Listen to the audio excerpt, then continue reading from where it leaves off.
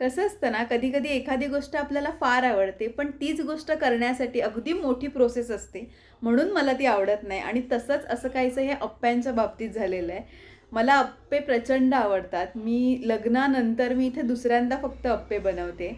कारण लग्नाच्या आधी आमच्या घरी सारखे अप्पे असायचे. आई बनवायची किंवा इव्हन ताईकडे मी जायची त्यावेळी पण तिकडेच बनवायची. कारण मला अप्पे प्रचंड आवडतात. पण अप्प्यांसाठी जी प्रोसिजर आहे, त्या डाळ भिजवा, मग त्या वाटा, त्याच्यानंतर सगळ्या भाज्या कट करून टाका, ही सगळी प्रोसेस थोडीशी मला मोठी वाटते.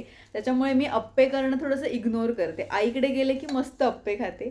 पण त्या दिवशी मला एकदम इच्छा झाली आणि मी अप्पे बनवले. पण हे अप्पे डाळीचे नाही आहेत, हे मी रव्याचे बनवलेत.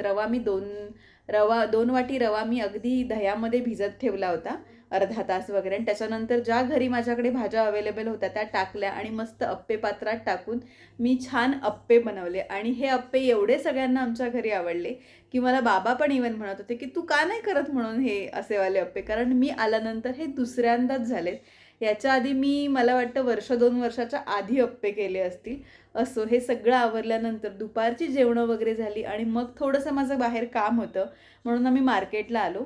पावसाळ्यातून ना घराबाहेर पडताना पाऊस कधीच नसतो आणि अगदी 5 ते 10 मिनिटं झाली ना की लगेच पाऊस चालू होतो. हे असं खूपदा माझ्यासोबत झालंय.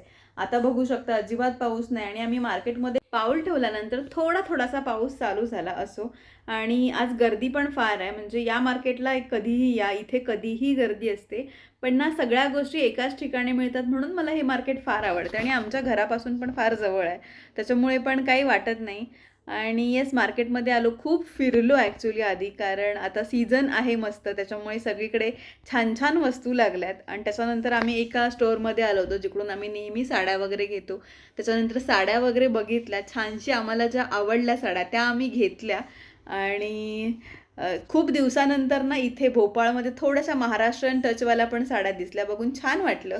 त्याच्यानंतर मार्केटला आलो आणि काही खाल्लं नाही असं होणारच नाही, त्याच्यामुळे मस्त मी फ्रूट सॅलेड घेतलं आहे. अगदी पोटभरीचं झालं आणि ते सगळं खाऊन पिऊन छोट्या मोठ्या अजून गोष्टी घेतल्या, म्हणजेच क्लिप वगैरे ज्या काही आपल्या मुलींना नेहमी लागतात. कारण अशा वस्तू कितीही घ्या आणि त्या ऐन वेळेला ज्या वेळेला पाहिजे असतात, कुठे बाहेर जायचं असतं त्यावेळेला त्या मिळत नाहीत.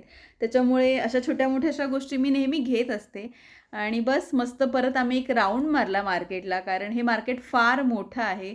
आणि जसं मी पहिल्यांदा पण म्हणाले की इथे सगळ्या गोष्टी मिळून जातात आणि ज्यावेळेला असा राऊंड मारत फिरत असतो त्यावेळेला अशीच एखादी कुठली तरी नवीन गोष्ट दिसते, ती आपल्याला हवी वाटते. त्याच्यामुळे छान फिरलो आणि मग घरी आलो.